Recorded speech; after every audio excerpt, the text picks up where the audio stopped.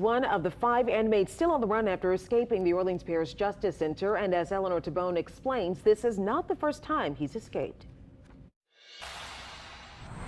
Last Friday, just after lunch, 6 inmates escaped from the city's juvenile jail called the Youth Study Center. Before the Juvenile Justice Intervention Center became what it is today, it was the Youth Study Center. In 2007, Antoine Massey escaped from here. According to our partners at NOLA.com, police found Antoine Massey on the Interstate 10 service road in eastern New Orleans. At the time, Massey was being held on armed robbery and aggravated assault charges. The bottom line is that every child that's detained in that facility poses a great and grave risk to public safety, and that's the reason they're detained there. NOLA.com reported at the time the juveniles took advantage of a broken lock to get into a room that contained metal shackles, then used the heavy objects to break a window and escape. Fast forward to 2019. He escaped from Morehouse Detention Center, just outside of Monroe.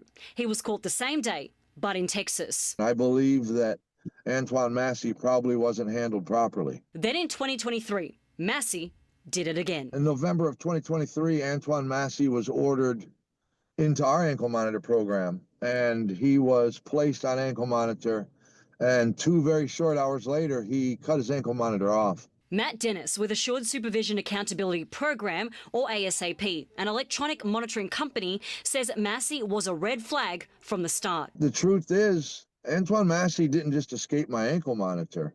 We received him after escaping an ankle monitor. We were warned. He says Massey's history of escapes should have been a warning that he must be taken seriously. If you're going to run a brick and mortar jail with 4 walls, I'm not sure that the first floor is where you should keep very dangerous people or people that know how to escape. I don't think that you should keep them on a tier or in a pod where there's no live deputies walking around. 33-year-old Sterling Williams, a jail maintenance worker, is facing charges after he confessed to helping the 10 inmates escape. He acted under orders from escaped inmate Antoine Massey, who allegedly threatened to shank him if he refused. Antoine Massey doesn't belong on an ankle monitor.